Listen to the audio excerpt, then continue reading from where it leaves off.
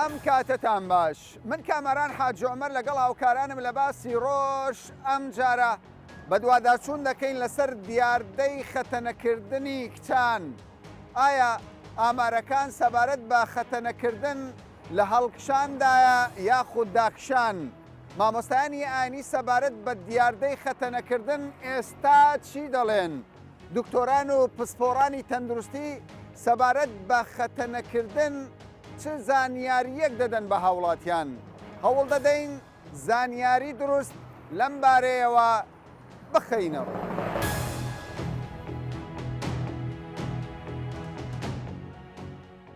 زۆرن ئەوانەی بوونەتە قوربانی خەتەنەکردن لە نێو کۆمەڵگەی کوردی و تەنانەت کۆمەڵگەی عراقیشدا. هەر یەکەیان چیرۆکێکی تایبەت بە خۆیان هەیە. ئێمە حەز دەکەین یەکێک لەو قوربانیانەی کە لە ڕێگای کەسوکاریانەوە گوایە ئەمە کەلتورە، گوایە ئەمە ئاین وا دەڵێ بۆتە قوربانی و پاش چەندین ساڵ لە پێکهێنانی هاوسەرگیری و منداڵ ئێستا لە دۆخێکدایە دەمانەوێت لە زاری خۆیەوە باسی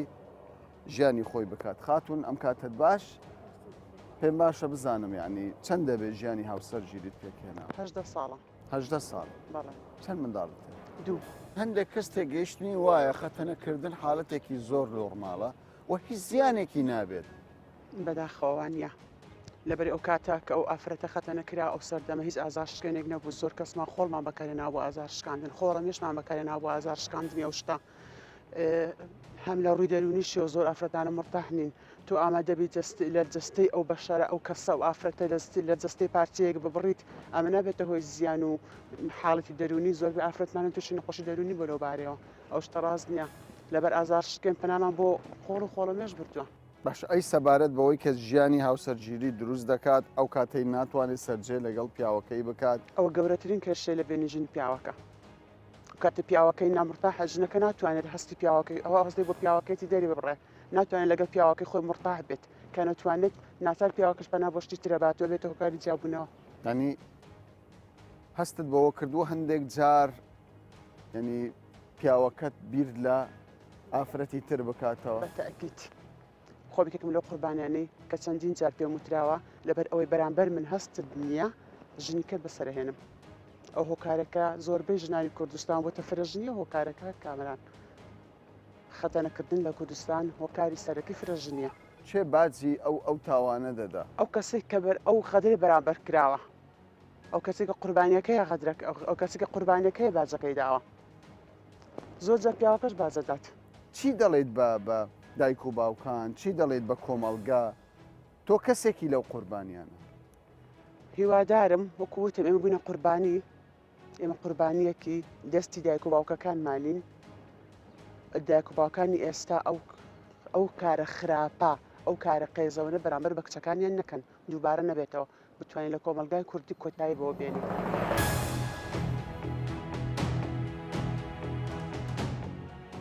ئەمڕۆ ڕۆژی ژیانی خەتەنەکردنە. دەربارەی خەتەنەکردن چی دەزانم؟ وڵای لە لای منەوە ئەو جەریمەیە بە هیچ شێوەکی خەتەنەکردن ڕاست نییە. لە شەرعیش باس نەکرایە و لە دینیش باس نەکرایە، بەڵام ئەوە کە خەڵکیمە عنی بە شتەکی ئەوەی حەقیقەت دادەنێن و کەلتورە و دەرێن ئەو شتە دەبی بکرێ، بەڵام ئەو شتە نییە. کە ئەو ئافرەتە غەدرێکی زۆر گەورەی لێ دەکرێت بەڕاستی، چونکە لە جەسەد نەقسی دەینی کە نەقسی هینە ئەو ژنە لە دنیا نامەحروم دەبێت کە پیاوەکەی لەگەری نەیتوانی هەستی نەیتوانی دابنیشتی، پیاوەکەش بە شێوەیەکی تر لەو ئافرەتەی دەگا، واتە ئەو ئافرەتە لەگەر ئەو پیاوە جوایز دەبێت. باشە ئەگەر ینی ئافرەتەکە ببێتە قوربانی، چێژ لە جوودبوون نەبێنێ، ئەی پیاوەکەش نابێتە قوربانی؟ دەبێتە قوربانی، بەڵام لە هەمان کاتیش پیاوەکە نابێتە قوربانی. دەتان لە خۆی ژنەچکە دەینێتن کە قوربانی چێ، بەڵام ئافرەتەکە لەوانەیە دانیشی شوونە. بەڵام ژن هینانێکی تر کەسێکی تر بێتە ناو ژیانی لە کاتێکدا ژنی یەکەمی خۆش دەوێ، ینی پێدوانی ئەوەش هەر تاوانێکە ئەوەش ژن یەکەمی خۆش دەوێ، بەڵام لەگەڵ لای پیاو زۆر ئەو شتە ئەوە نییە. وەچی ئافرەت نییە، وەچی ئافرەت نییە. ئافرەت زیاتر زەحیە دەدە لە پیاوی. ئافرەت لەوانەیە منداڵێکی هەبی دابنیشتی، بەڵام پیاو هەیە 6 منداڵیشی هەیە لەبەر نەفس و هەوای خۆی جێ لە منداڵ. باشە تۆ وەکو دایکێک ئێستاش هەندێک دایک هەیە پێی وایە کە ڕاستە دەبێت کچەکانی خەتەنە بکرێت چ پەیامێکت هەیە بۆ ئەو دایکەی؟ وڵام من هیچ پەیامم نییە لە بۆ ئەو نەوعانە بە هیچ شێوەی خەتەنەکردن ڕاست نییە نە لە دین نە لە پێیان دەڵێن مەیکە نیکەن بەڵێ مەیکن باشە ئێوە چی دەڵێن دەربارەی خەتەنەکردنەوە پێتان وایە تاوانە کەس و کاری بەرامبەر کچیان دەیکەن؟ بەڵێ بە شتێکی تاوانەی زۆر گەوری دەزانم ینی بەڕاستی ئەو شتێکی کەلتوری کۆنا کە ئێستا کەژ ینی ئەو سەردەمە بۆ شار بووینەوە بەهۆی ئیسلام و بەهۆی ینی زۆر شتەوە پێویست ناکە مەسەن ئەمە بەڕێچکەی کۆنەوە بڕۆین الحەمدولله هەمومان گەیشتینە سەردەمەکی ئەوهاکەوە شەهادەینە و ینی تێگەیشتوینە بەعکسەوە دین ڕێگا نەخێر دین ڕێگا نادا باشە لەسەر چه ئەساسێکە ئەو کچانە خەتەنە دەکرێت؟ کەلتورەی کۆنا نەفامی نەزانی خۆیان ئەگەر نەزان نەبن نەفام نەبن ئەو دایکانە کو دریان دێ ئێستام سێ کچم هەیە قەت ڕێگە بۆ شتەی نادەم و ئەوەشی دادەنێم و بە شتەی تاوانی دادێنێم یعنی بەڕاستی جەریمەیە لە ئافرەت دەکرێت بەڵام ئەگەر باوکەکەی بڵێیان جیرانەکە بڵێیان کەسێکی تر ئەو داوایە باوکەکەی نابەس ینی نێزی چ خۆم پێی گوتیمە مناقەشەم لەگە کردی ڕەتدم دایتەوە کە ئەمن دایکم و ڕێگە بۆیان داوا کرد گوتیان کچت خەتەنە طبعاً یاری وڵا پێیان گوتیمە نێزی چی خۆم یعنی لە عایلەی خۆم نابەس نێزیکە باشە ئەوەی خەتەنە دەکرێ ئەو ئافرەتەی خەتەنە دەکرێ هەندێک جار پیاوەکان دەڵێن تێگەیشتنیان وایە دەڵێن هیچ تاسیری لێ ناکە و وەکو مرۆڤێکی عادی دەژی نەخێر ڕاز نییە ڕاز نییە چی بەسەر دێوە ئافرەتە؟ طبعاً تعتیم دەبی وێران دەبی تعتیم دەبی ژیانی لێ تێک دەچی سەراوژێر دەبیتن هەموو شتێکە باشە ینی هەندێک جار دەگوترێتەوە ئافرەتانە تووشی نەخۆشی نەفسی دەبن شتی وا هەبووە بەڵێ وایە ئافرەت هەبووە بە حەب بخەوێ بەڵێ بە حەب دەخەوێ تووشی زۆر شت دەبێت پەیامت چییە ینی وڵای پێم ئەوەیە داوە لە هەموو دایک خوشکان دەکەم ئەو کەلتورە لەناو مجتەماع و لەناو ئیسلامەتی نەمینێت باشە هاوڕێت هەبووە پەنای ببربێتە بەرخۆ کوشتنیان بێزار بوو بێ لە ژیان گلەی خۆی لە لای تۆ کردێ بڵێ مەخەتەن وایە هەیە هەبووە زۆر بووە واللهی ئەو کاتی لە سەردەمی قوتابی بوومە هەبوو تەڵەبە هەبووینە قسەمان کردی و لەو پەڕێتی ئەو کات کە ئەو پەڕی طبعاً مرحلە سێ متوسطی دەکات چەند ساڵ ئەو کات هەستی بەوە کردووە نەخسیە بۆ زەواجی هەبووە داوای ئەو شتێک کردە دەری شتەی وها لە مابینمان ڕوودەدا نەقسە بۆ پیاوەکەمەوەی ئەم باش ئەگەر تەمەنی بگاتە 40 ساڵی ئەوە چۆن دەتوانێت زیاتر خراپتر دەبین نفسیان نەخۆشی نفسی و دەرونی هەمووی لەوەی پەیدا دەبێت باشە چ دەڵێیتە ئەو خێزانێ ئێستاش بڕوای بەوەی دەبێت کچی خەتەنە بکرێت شتی وانە دەڵی تاوان دەکەیت تۆ تاوانە قەتلە نفسیە هەموو شتەکە لە ناو کۆمەڵ پەیدا بۆ شتا کە خەتەنە نەمینێتن داوت لە هەموو خوشک و دایکان دەکەم ئەو شتەی قەدەغەکەن لەبەرەوەی نفسیان ئەو ئافرەتە تووشی هەزار شت دەکەن خەتەنەکردن حاڵەتێکی ئاساییان ئاسایی ئاسایی نییە پێم شتێش قەدە خراوە بە پێیاس باوکو ڕێی شخصی خۆم پێم خراپە وڵی معلوماتی وام لەسەر نییە بەس وەکو ڕێی شخصی خۆم پێم شتێکی باش نییە دەتوانێت بەڵام زۆر سەرکەوتو نابێت زۆر سەرکەوتو نابێت بە ڕای خۆم وەکو ڕێی شخصی خۆم من وەکو قوتابی بەشی یاسا مەرحلە چوار بەڕاستی کردەوەیەکی نابەجێ و ناشرینە لەبەرەوەی کە زوڵمە لە ئافرەت دەکرێت بڕینەوەی پارچەیەکی جەستەی ئافرەتێک کەوا شوێنێکی هەستیارە لە بۆی لە داهاتوودا پێویستی پێ دەبێت بەڕاستی تووشی چەندان کێشەی دەکات زەواج بکەی لەگەر کچێک پێت گرینگە بزانی خەتەنە کراوە یان نەکراوە بەڵێ حتمما پرسیاری ئەوە دەکەیت بەڵێ یانی تۆ لەگەڵ ئافرەتێک پێویستە لەبەرەوەی کەەوە دەکەی ئەگەر خەتەنە کرابێ زەحمەت زەحمەت ئەو شتە زۆر ڕوولەکەمیە و بەڵام ئێستا ئەمەرەکان دەڵێن ئێستاش لە هەندێک خێزان کچان خەتەنە دەکرێت وایە کردنی خەتەن ینی ئافرەتێک خەتەنە بکرێت خزمەت بە کچەکە بگەینێ پێم وانە لەبەرەوەی تاسی لە ڕووە سێکسیەکەی دەکاتن بەرەو پاشی دەباتن ئەمن پێم باش نییە پێم باش نییە لەبەرەوەی لە ڕووە سێکسیەکەی بەتاوان دەزانم بۆچی هەستی سێکسی زعیف دەکات ینی ئافرەت کچان خەتەنە بکرن شتێکی ڕاستبی باەکیت ڕاستنی بەڕاستی نازانی نەخێر بەڵام هەندێک جار دەڵێن ئەمە لە خزمەتی کچەکەدا هەندێک نا، دای دەڵێ بەعکسەوە. ئەو کچەی خەتەنە بکەین لە خزمەتی ئەودا نا بەعکسەوە تاوانە شتێکی ڕاز نییە بە ئەکید تاوانە بۆ تاوانە ئەی لە بەرەوەی خوا شتێکی بە مرۆڤ دابی و ناحەلەی وەرگریەوە دواتر پێ وایە کێشەی بۆ دروست بە دەبێت ئەکید لەگەڵ بە هاوسەرەکەی ئەکید بە ئەکید هەندێک جار دەڵێن مردن باشترە لەوەی کچێک خەتەنە بکرێت پێت وایە ئەمە ڕاست بە ئەکید ڕاستە تۆش پێت وایە ڕاست بێ ڕاستە ینی دایکێک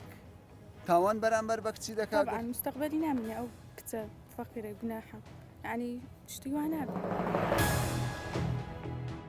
چیتان کردو بۆ کەمکردنەوەی دیاردەی خەتەنەکردن ئیشمان لەسەر ئەوە کردووە خێزانەکان هۆشداری دەین بە بڵاوکردنەوەی برۆشور و ئەو خراپیانەی کە خەتەنەکردن ئاسەوارەکانی بەجێ ئێهێڵێ لە سەریان و تەنانەت ئەو مناڵانەش یعنی خۆیان وا بکەن کە ڕێگر بن لەوەی کە خەتەنە بکرێن باشکەوای دەتوانین بڵێن ئامارەکان باسدەوە دەکەن بەرەو دواوە چوو ئەوەندەی ئێوە زانیاریتان هەبێت ئامارێکی دقیق نییە ئێمە ناتوانین بڵین ئامارێکی دقیق هەیە بەڵام بەپێی ئەو کەیسانە یاخود ئەو حاڵەتانی کە ڕوبەڕوومان ئەبێتەوە یەتە پێشمان ئەتوانین بڵین ئامارەکان زۆر کەمی کردووە نەکەمی کردووە زۆر کەمی کردووە لە هەموو هەرێمی کوردستانیان لە پارێزگایەکی لە هەموو هەرێمی کوردستان نەک بە تایبەتی لە پارێزگایەک بەڵام ئەتوانین بڵین لەو پارێزگایانی کە نزیکن لە چۆنەڵی وڵاتی دراوسێ عادەتەن ئەوانە ئەو کللتوری وڵاتێکی تر هەڵ ئەگرن بۆ نمونە سلێمانی لەگەڵ ڕۆژهەڵات نزیکە زیاتریان کەمترە دەتوانین بڵین زیاترە لەوێ زیاترە دەتوانین بڵین لە سلێمانی زیاترە وەک ڕێژەکە لە هەولێر باشە حالەتی وابووە ئافرەتەک بێ ژیانی هاوسەری پێک هێنا بێ یاخود کچ بێ چوزانم سەردانی ئەوەی کردبێ باسی چیرۆکی خۆی کردبێ بەڵێ لە ماوەیەکی پێش ئێستا 2 هەفتە بەر لە ئێستا بۆ حاڵەتێکی لەو شێوەیەمان توش بوو ئافرەتێک بۆ عمری سەر و 35 ساڵ بوو کێشەی سەرەکی کە ئەیوت مێردەکەم لێم جیا ئەبێتەوە لەبەر ئەوە بووە من هیچ حەزێکی سێکسی یان کە کاتی ئەوەی ئەچینە سەرجێگا هیچ حەزێکم بۆی نییە بەڵام لە سەرەتای زەواجکردن بەم شێوەیە نەبووە ئەمە شێکێک لە هۆکارەکانی خەتەنەکردن بۆ لە ڕابردوودا کە ئەم خەتەنەکردنە ئەبێت تووشی چەند حاڵەتێکی تەندروستی ئەکاوەک و تەندروستی بۆ نمونە هەوکردن توشبوونی بە خوێنبەربوون هەروەها نەمانی حەزی سێکسی لەگەڵ مێردەکەیە کە ئەمە شێکێکە لە هۆکارەکانی جیابوونەوە نەخۆشی دەرونی زۆر جار باسدەوە دەکرێت بەڵێ ئەمە شێکێکە لە هۆکارەکان کە ئەم کەسە تووشی وەکو نەفسیان یعنی مرتاح نییە تووشی شۆکێک ئەبێ هەمیشە لە مێشکی خۆیان ئەڵێتەوە چونکە کچیشمان هەیە هاتووە و داوای هاوکاری کردووە پێی وتوین من خەتە نەکراوم لە ڕابردووە بەڵام هێشتا شوم نەکردووە ئایا ڕاستە کە من شوو بکەم دوای ماوەیەک ژیانی ینی ئیجتیماعی پەیوەندی من و هاوسەرەکەم ئەگۆڕدرێت و حەزی سێکسیم نامێنێت و توانای جنسیم کەم ئەبێتەوە ئیتر ئێمە هەوڵمان ناوە بە هێواشێواش لە ڕێی مامۆستای دەرونیەوە گفتوگۆی لەگەڵ بکەین و ئارام باشە پێتان وایە ئەوەی کە خەتەنە کرا و ژیانی هاوسەرگیری دروست دەکات پێدوانیە دوای چەند ساڵێک کێشە دروست بکات بەتەکیید زۆر جار هەبووە گەیشتۆتە سەر جیابوونەوەش چەند حاڵەتێکی جیابوونەوەش هەیە لە دادگای هەولێر کە لەسەر ئەمە بووە زۆر بۆ حاڵەتانیان ئەوەندەی من ئەو حاڵەتانەم لابێ 3 بۆ 4 حاڵەت باشە سەبارەت بە ئافرەتێک ژیانی هاوسەرگیری دروست دەکات گرینگە بەو کەسێک کە دەستنیشانی دەکات پێ بڵێ من خەتە نەکراوم یاخودەوە دەبێت شتێکی شاراوە بێت پێویست ناکە شاراوە بێت ضرورە پێی بگوترێت چونکە هەندێک پیاو هەیە کە ئەگاتە دوای چەند ساڵێک هاوسەرگیری ئیتر تۆ وات لێت لەوانەیە ئەو پیاوە ئەو کاتە حەزە جنسیەکەی زیاتر بێ وەک لە ئافرەتەکە ئافرەتەکەش کە خەتە نەکراوە و پێشتر ئەو چۆنەڵی با بڵین ئەو تاوانە بەرامبەری کراوە ئەو حەزەی نامێنێت ئیتر پیاوەکە لەوانەیە بیر لەوە بکاتەوە ژنێکی تر بێنێ هەندێک جارێ ئەو پیاوە ژنەکەی بەڕادەیەک خۆشەوەی کە ناتوانێت ژنێکی تر بهێنێت بۆیە پێویستە پێی بڵێت زۆربەی ئەو دیاردەی وەکو باسی لەوە دەکرێت لە گوند و دێهاتەکان ئەو حاڵەتانە هەندن بۆ ئێستاش درێژەی هەیە ئێوە چۆن پێیانتان دەگات بەو خەڵکانە لە ئێستادا ئەوەنی لە گوندەکان ئەکرێ لە ناو شار ناکرێت چونکە خەتە نەکردن ئێستا ڕێگە پێنەدراوە هەم حکوومەتی هەرێمی کوردستان هەم لە وڵاتانی دەرەوەش ڕێگە پێنەدراوە یعنی حکوومەت ڕێگا نادا هەر کەسێک خەتەنەی منداڵ بکات سزا دەدرێت زۆر سزای مادیەن و دەستگیرکردن دەربارەی خەتەنەکردن پێمان بڵێ ئاین چی دەڵێ ئەگەر بگەڕێنەوە بۆ مێژووی خەتەنەکردن مێژوەکەی زۆر کۆنە میسریە کۆنەکان و هەروەها لەو شوێنانەی مثلن جێ گەرمەکان لە منتەکەی سوودان و لە منتەکەی ئەفریقیا ئەو جیانە تاریخی بۆ ئەو سەردەمێکی زۆر کۆن ئەگەڕێتەوە تا سەردەمی فێرعونەکان ینی پەیوەندی بە ئیسلام نەخێت لە ئیسلام کە هاتیە ئەو زۆرشتانە هەبووە و عادات و تەبیعاتانە تەبعاً لە ئاینی پیرۆزی ئیسلام هەر شتێک زەرەر بە پیاو یان بە ژن یان بە ئینسان یان بە مرۆڤ بگەینی بێگومان قەدەغەیە هیچ مەجالی تێدانێ لە ڕووشەرەوە اینجا کاتێک کە ئاینی پیرۆزی ئیسلام هاتیە هیچ حەدیثێک و فەرمودەیەکمان نییە کە صحیح بێ اعتیمادی سەر بکرێت پێغەمبەری خوا تەشجیعی کردبی لۆ پیاوان دیارە فەرمودە و حەدیثمان هەیە لەوانەیە زۆر باشبووی لە ڕووی سەحیەوە بەپێی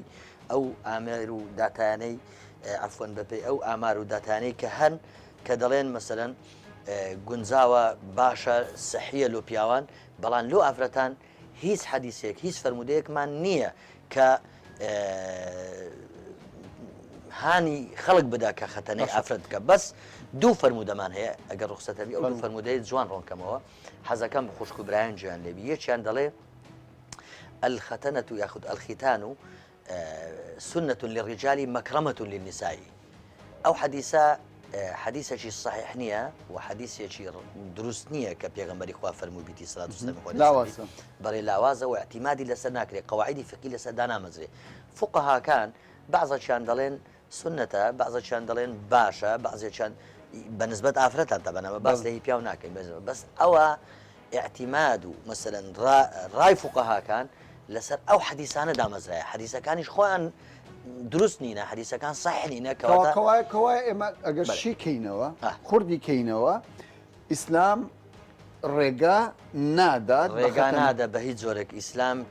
پارچەیەک لە جەستەی ئافرەت لێ بکرێتەوە کە ئەو پارچە لە شوێنێکی حساسە کە پەیوەندی بە ژیانی هاوسەرگیری ئافرەتەکەەوە هەیە ئەمە وەکو مامۆستانی ئاینی وەکو مەسەلەن کەسێک لە بواری کۆمەڵایەتی چالاک ئیش بکەین زۆر کێشەمان بۆ هاتیتە بەردەست کێشەکەی ئەوە بووە بەڕاستی نەگونجان لە بینی ژن و پیاو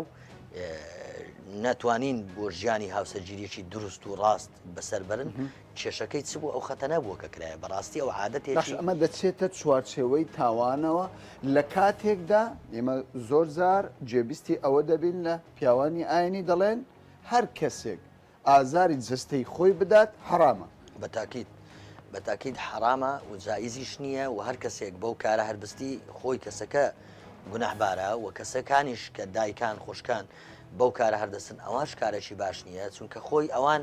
بەدافعی دووشت بە کارەکە هەردەسن دافعی یەکەم کە ئەوە مەسەلەن وەکو جۆرە بڕودەیەک لە ئافرەتەکە دروست دەکە و لە ڕووی ئەخلاقیەوە ئەوە زۆر شتێکی غەڵەتە و زۆر شتێکی هەڵەیە بەڕاستی ئەو یەک دومیش بەدافی ئەوەی کە ئەوە سنەتێکە لە پێغەمبەرەوە لە پێغەمبەرەوە نەهاتیە بە تاکید و پێغەمبەریش هیچ باسی لەسەر ئەو شتە بەو شێوەیە نەکردی ئەوانەی کە هەشن حەدیثەکان زەعیفن بەڵام هەندێک کەس تاوکو ئێستاش دەڵێن ئاین ڕێگای داوە نەخێر کچانی ئێمە خەتەنە بکرێن ئەوەی ئەمن شارەزای ئاینی پیرۆزی ئیسلام بم هیچ ڕێگای بۆ نەداوە کە کچان خەتەنە بکرێن ئەو یەک دووەم عادەت و تەقالیدێکی کۆنی عەرەبی هەبووە اینجا ئەو عادەتە لە میسرەوە بۆیان هاتیە لە فێرعونەکانی لە سەردەمی فێرعونەکانی میسری ئەو عادەتە لە دەوروبەر و لە شوێنە گەرمەکان و منتیقی ئەفریقیا ئەو بۆیان هاتیە مهم ئەوە هەبووە و لایەزاریش لە وڵاتانە هەیە. ئێستا دوو ئامار لە بەردەستی مندایە یەکێکیان ئاماری وەزارەتی تەندروستی حکوومەتی عێراقا ئەوەی دیکەشیان ئاماری ئەنجومەنی باڵای خانمانی هەرێمی کوردستانە. لە دەستپێکدا باز لە ئاماری ئەنجومەنی باڵای خانمانی هەرێمی کوردستان دەکەم بە بەراورد لەگەڵ ساڵانی ڕابردوو کە لە دەستپێکی ساڵەکانی 90 ئامارەکانی هەرێمی کوردستان باسی لەوە دەکرد ڕێژەی خەتەنەکردن لە نێو ئافرەتاندا زیاتر لە 160 بوو بەڵام لە 2016دا کە دووە ئاماری ئەنجومەنی باڵای خانمانە لە هەولێر گەیشتۆتە 116 لە سلێمانی گەیشتۆتە 111 لە دهۆک گەیشتۆتە 104 واتە ڕێژەی خەتەنەکردن زۆر بەرەو کەمی ڕۆیشتووە و ئێستاش ئەوەی ئەو دیاردەیی کە تاوەکو ئێستا بەردەوامە لە زێدەتر لە گوندەکان و دەرەوەی شارە. سەبارەت بە حکوومەتی عێراق دەڵێت وەزارەتی تەندروستی دەڵێت ڕێژەی خەتەنەکردن لە هەرێمی کوردستان لە ساڵی 2017دا گەیشتۆتە لە 137 بەڵام ئەم ڕێژەیە لە ئاستی گەورەکاندایە. سەبارەت بە منداڵان ڕێژەی خەتەنەکردن لە هەرێمی کوردستان لە 101 بۆ لە 102.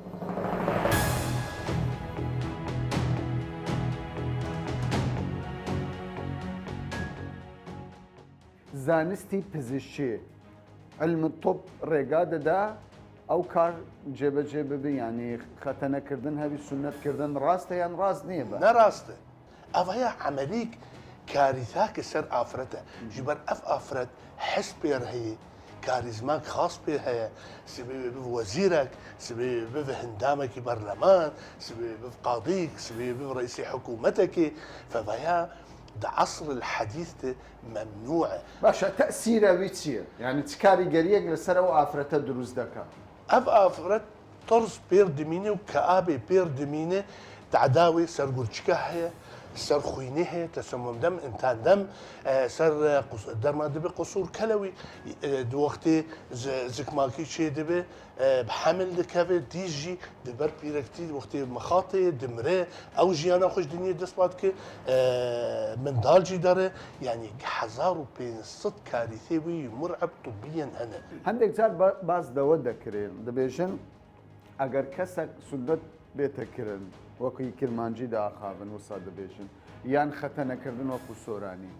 دەبێژن هەندێک جار کاریگەری ئەو خەتەنەکردن لەسەر ژیانەوی چێ دکە ینی گەلک ئافرەت دێنە مردن لە 25 ئەو ئافرەت هاتینە خەتەنەکردن لە ژیانی خۆدە گیان دەدەست دەدەن ئەمە ڕاستە ماخە الحەمدلله ئیرۆ لە کوردستانی ئەف تشت اختیفا بووی مایی نسباک گلکی ئەم کار بێ 0.000 بينما الافريقيا والاسيا والمصري والفا دولتها جبر ولاطي وان زور قرمه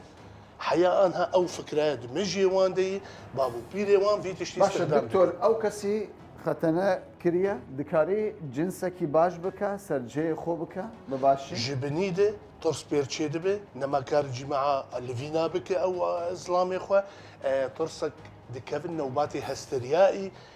دنيا البرجعبي رجدبه دبينه انه نقصانه وەک ئینسانێک بێچعب بێڕۆنی بێ ژبەر ئەف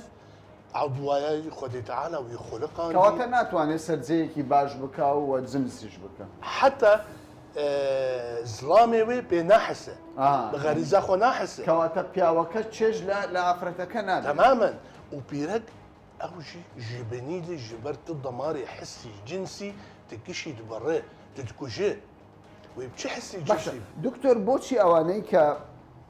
خەتەنەکراون بەشی زۆریان تووشی نەخۆشی نەفسی دەبن ینی نەخۆشی نەفسی گرێدراوە بەو ئافرەتێک کە خەتەنەکراوە پێکەوە گرێدراون تەمامەن ژبەر ترس هەیە ترس کە ئابێ دووەلدینە اکتئابك ji ڕۆژە خەتەنەکان چێ بووە حەیە ژیانە خۆش دنیە دەرباسکە ئەنو ڤیا مەختصاب کردی ڤیا ئەعضائی مبڕیە ڤیا مکوشتیە یانی ئەکوشتن بگەلک ڕەنگە هەیە چارەسەر هەیە دکتۆر چارەسەر حاليا لمركز البحوث البرليني از حاضر بمؤتمركي ومن هناك حالات دي تنجي إعادة تصنيع المهبل باشا أما چارەسەرێکی زەحمەتە کەسێک بچێتە ئەڵمانیا بەڵام لە ڕووی دەرمانەوە ئافرەتان دەتوانن بە دەرمان بە ئەدویە بتوانن نهائيا جبرتا جراحيا برية بچت بران ببچكك جام أو بكيرا كو دبرین اف کێراکۆ نەخۆشیە پێرچێ دکە کەئابێ پێرچێ دکە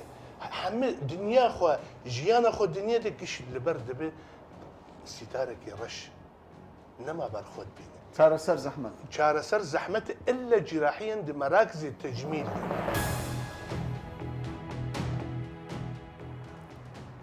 مامۆستایانی ئاینی دەڵێن خەتەنەکردن لە دەرەوەی ئاینی ئیسلامە و لە ئایندا ڕێگەن نەدراوە منداڵان و کچان خەتەنە بکرێن. دکتۆر و پسپۆرانی تەندروستیش تایبەت بەم بوارە دەڵێن خەتەنەکردن تاوانێکی گەورەیە دەرحەق بە مرۆڤ و منداڵان دەکرێت. هاوکات تەواوی کۆمەڵگاش لەگەڵ ئەوەیە کە خەتەنەکردن دیاردەیەکی مەترسیدارە و کاردانەوەیەکی گەورەش لەسەر کۆمەلگا دەهێڵێتەوە. لەگەڵ ئەوەشدا ئامارەکان دەڵێن تاوەکو ئێستاش بەشێک لە خێزانەکان خەتەنەکردن بە چارەسەر دەزانن بۆ ئەوەی کچانیان لە نێو کۆمەلگا بپارێزرێت. چارەسەر ئەوەیە تەواوی تاکو و کۆمەلگا هۆشیار بکرێتەوە کە نابێت ئیتر لەمە دووە مرۆڤێک ئەندامێکی لەشی لە دەست بدات تا باسێکی دیکە و بابەتێکی دیکە بەخواتان دەست بێت.